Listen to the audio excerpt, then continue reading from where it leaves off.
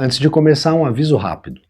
Como esse é um álbum duplo com 4 lados e muita história para contar, eu decidi dividir esse review em 2 vídeos. Hoje vamos ouvir o primeiro disco, e no próximo vídeo a gente continua essa viagem pelo segundo.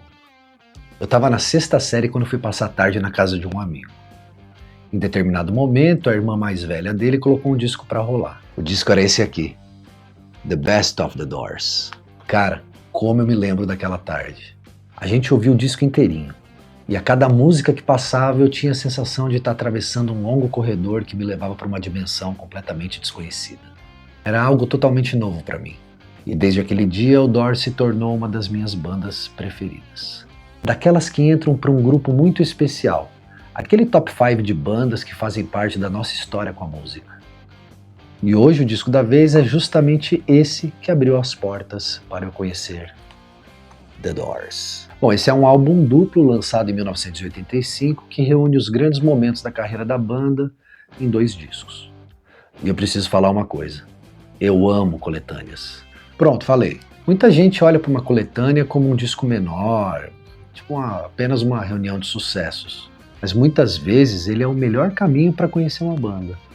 Foi exatamente assim comigo e com o Doors. Esse disco foi a minha porta de entrada para uma das bandas mais fascinantes da história do rock. Para entender o impacto do Doors, primeiro precisamos falar da combinação que existia dentro da banda. Jim Morrison era um poeta, um cara interessado em literatura, cinema de arte e poesia. E isso aparece diretamente nas suas letras. Ele tinha uma presença muito forte, às vezes rebelde, às vezes provocador, quase sempre perigoso. Mas também tinha um lado extremamente sensível. Só que o Doors nunca foi apenas o Jim.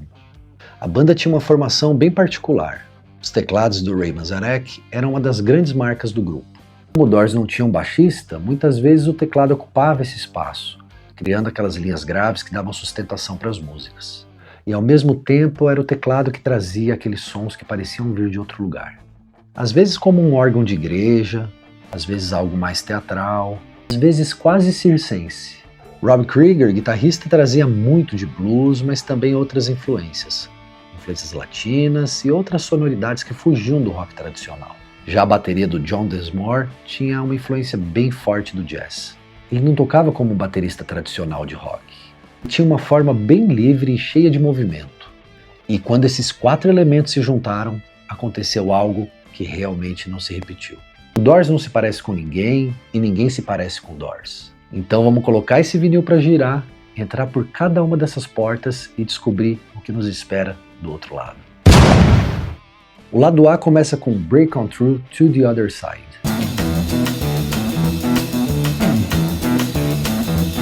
You know the day destroys the night. E talvez não exista uma música melhor para apresentar o Doors. Logo nos primeiros segundos você percebe que tinha alguma coisa diferente acontecendo ali. A bateria com aquela influência de jazz trazia uma forma de tocar que não era comum das bandas de rock daquela época. Ela não está só marcando o ritmo. O teclado cria aquele clima hipnótico. E a guitarra traz um balanço de blues e música latina. E então entra o Morrison, com aquela voz que parece estar chamando você para atravessar uma porta. E essa imagem está no centro da letra. Break on through to the other side. Atravessar para o outro lado.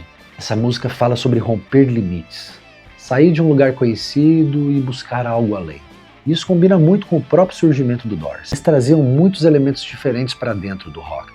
E o mais interessante é que isso não soa como uma banda forçando para mostrar todas as suas influências. Tudo aqui é muito natural, como se o Jim estivesse dizendo: vem comigo, vamos atravessar essa porta. Então chega aquela que colocou o Doors definitivamente na história do rock.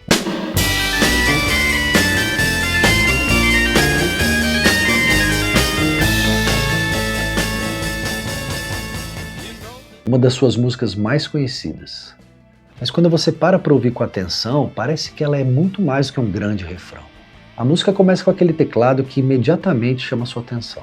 O som do órgão tem algo de música eclesiástica, mas jogado dentro de uma banda de rock.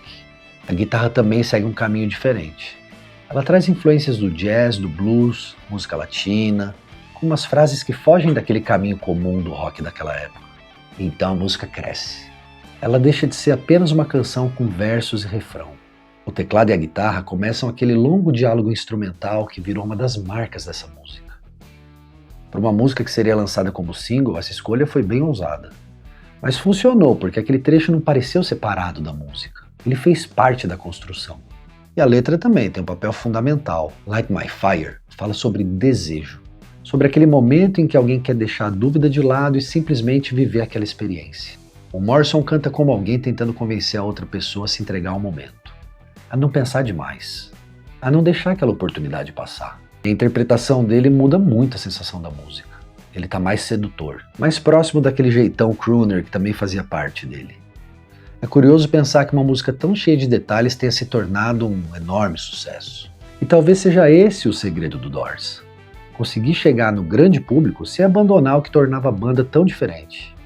A próxima música, The Crystal Ship. Before you slip into unconsciousness, Depois da grandiosidade de Light My Fire, temos uma grande mudança de clima. Essa é uma das músicas que mais mostra o lado poeta do Jim. Antes de ser conhecido como uma das grandes figuras do rock, Morrison era um cara muito interessado em literatura, cinema e principalmente poesia. E isso tudo aparece aqui. A letra não conta uma história de maneira tradicional. Ela trabalha com imagens, sensações e memórias. O navio de cristal parece representar uma passagem, uma distância, algo entre o sonho e a realidade. Como se a música falasse sobre algo que está terminando, mas que continua vivo na lembrança. E o instrumental acompanha exatamente esse sentimento. O teclado cria uma atmosférica muito delicada.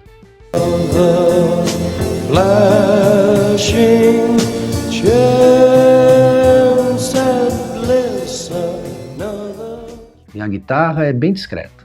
E a bateria também, delicada, bem improvável, perfeita para essa música. Ela soa de uma maneira quase inesperada para uma banda de rock daquela época. Nada aqui tenta chamar a atenção. Parece que a banda só está criando um ambiente para a letra existir. A seguir, People Are Strange.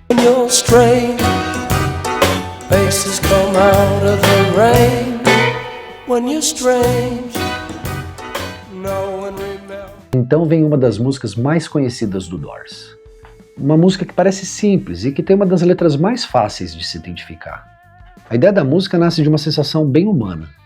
Sabe quando você está sozinho e começa a ver o mundo de uma maneira diferente? Quando você está sozinho, as pessoas parecem diferentes e estranhas. As ruas parecem diferentes e estranhas. O mundo ganha outra percepção. Essa música é sobre isolamento, sobre aquela sensação de estar deslocado. Mas o curioso é que o Doors não transforma ela numa música pesada. Existe uma leveza estranha nessa música.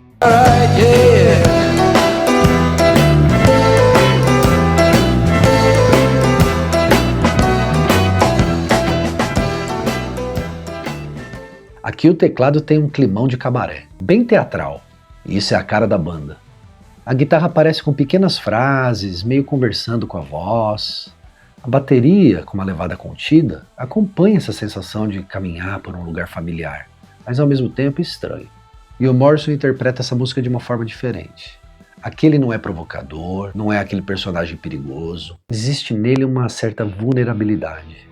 É alguém observando o mundo de fora e tentando entender onde é que ele se encaixa. A seguir, Strange Days.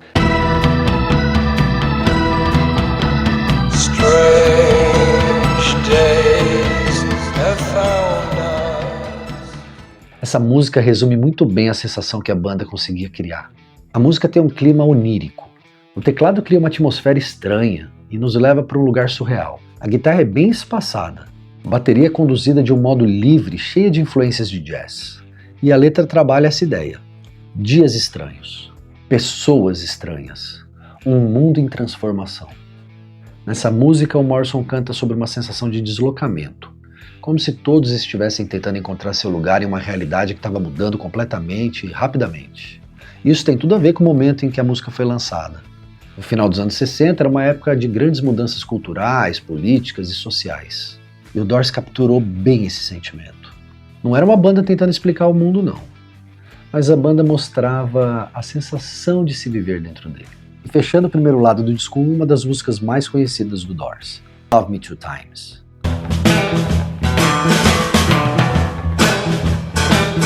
Love me two-time, baby. Love me twice. Aqui a banda volta para um caminho mais direto, mais rock and roll, mais blues.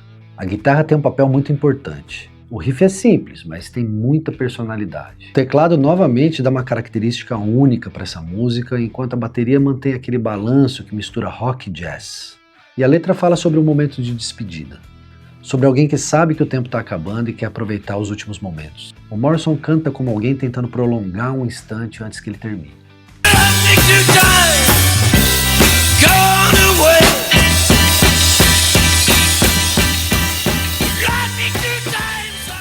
Isso cria um contraste interessante. A música tem um ritmo envolvente, quase dançante, mas por trás existe essa sensação de passagem, de algo que está chegando ao fim. É uma faixa que mostra uma das grandes habilidades do Doors, conseguir transformar uma ideia simples em algo cheio de personalidade e vida. E o mais legal desse primeiro lado é perceber como o Doors não usa nenhum tipo de fórmula, não precisa seguir uma única direção. Em poucas músicas, a banda vai do rock mais urgente para a poesia, passa pelo blues, pelo jazz, pelo teatro. Mas tudo aqui continua soando como Doors. Então levanta do sofá e vira o vinil, porque essa história continua do outro lado. O lado B começa com 5 to 1. 5 to 1, baby. 1 in 5. No one here gets out alive now. Uma das músicas mais pesadas do primeiro disco. Nessa música, a banda aparece de uma forma muito diferente daquela delicadeza de Crystal Ship ou da atmosfera de People Are Strange. A música entra com peso, a bateria vem forte, a guitarra tem uma presença bem agressiva, e o teclado cria aquele clima sombrio que sempre foi uma das marcas da banda. É uma faixa com muita energia de palco, e isso era perfeito para a interpretação do Jim. Aqui ele canta como se estivesse provocando quem está ouvindo. Essa letra fala sobre confronto, sobre uma geração mais jovem chegando e questionando a ordem que estava estabelecida. Ela carrega uma sensação de revolta, mas não é uma música de protesto. O Morrison nem está fazendo um discurso, é uma cena, um momento de confronto. Yeah, we're taking over. Come on!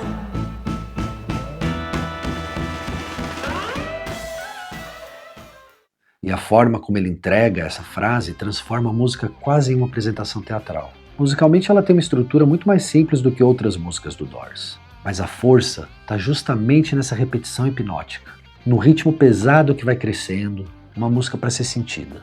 E a segunda música do lado B é Waiting for the Sun.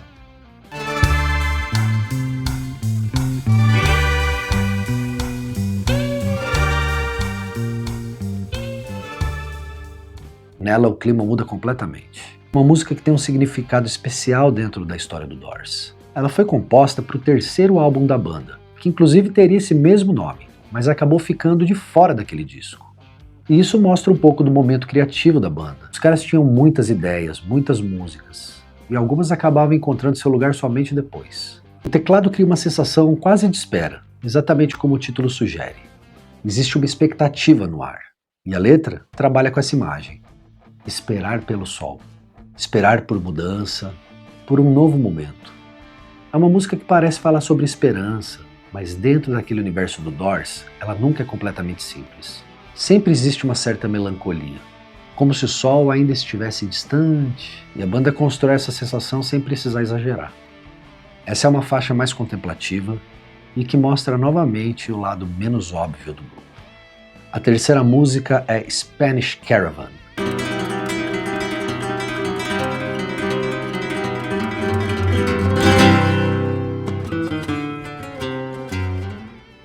E agora vem uma das músicas mais interessantes desse disco. Aqui a banda mostra uma das grandes influências do Rob Krieger, a música espanhola. A guitarra começa com aquele som inspirado no flamenco. Os acordes têm uma característica diferente do rock tradicional, trazem uma sensação de viagem. Essa é uma das coisas mais legais dessa faixa.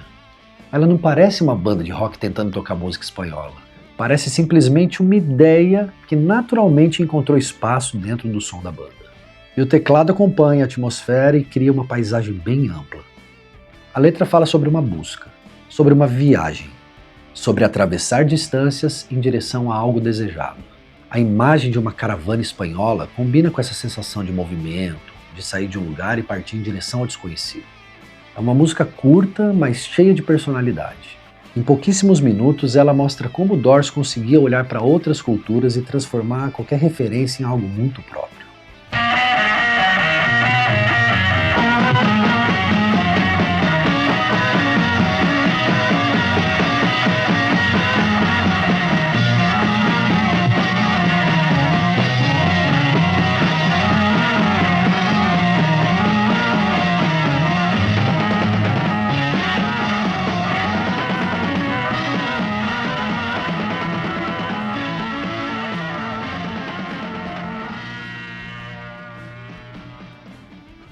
E fechando o lado B, When the Music is Over.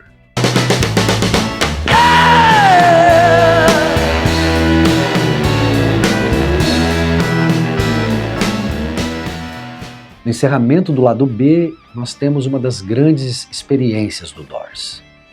Essa música resume muito do que tornava a banda diferente. Ela não é só uma canção. Aqui eles começam criando uma atmosfera de expectativa, e a banda vai construindo o clima aos poucos, até que o Jim entra com aquela presença que domina tudo ao redor.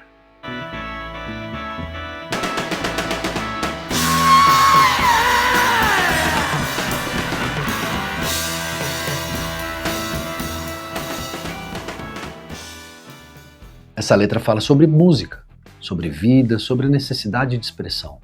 O próprio título já te faz uma pergunta. Quando a música acaba, o que sobra? Essa é uma ideia muito ligada ao universo do Morrison. A música como algo maior que entretenimento. A arte como algo maior que entretenimento. Como uma forma de atravessar limites. Aqui, musicalmente, a banda tem espaço para explorar. A bateria do John muda de dinâmica o tempo todo e vai acompanhando a evolução da música. O teclado cria momentos de tensão e de estranheza. E a guitarra traz muita textura para essa música. E o Jim, mais uma vez, transforma essa faixa numa grande interpretação. Aqui ele está conduzindo uma cena. We want the world and we want it now. Right, mama? Now.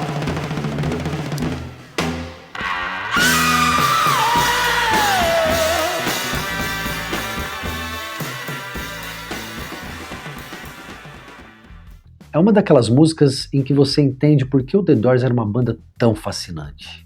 Uma banda que consegue transformar uma faixa em uma experiência completa. E chega ao fim o lado B. Um lado que passou pela urgência de 5 to 1, pela contemplação de Waiting for the Sun, pela influência espanhola de Parrish Canavan e que termina com a intensidade de When the Music's Over. Mas essa história ainda não acabou não. Esse foi apenas o primeiro disco. Então levanta do sofá, guarda esse vinil, porque no próximo vídeo a gente coloca o segundo disco para girar e continua essa viagem pelo universo do Doors. E você, tem alguma história de um disco que chegou até você de uma forma inusitada, inesperada? Aquele álbum que apareceu na sua vida por acaso, através de alguém ou de um momento que ficou guardado na sua memória? Deixa aqui nos comentários, eu vou gostar muito de conhecer a sua história. Obrigado pela companhia e até o próximo lado. Valeu!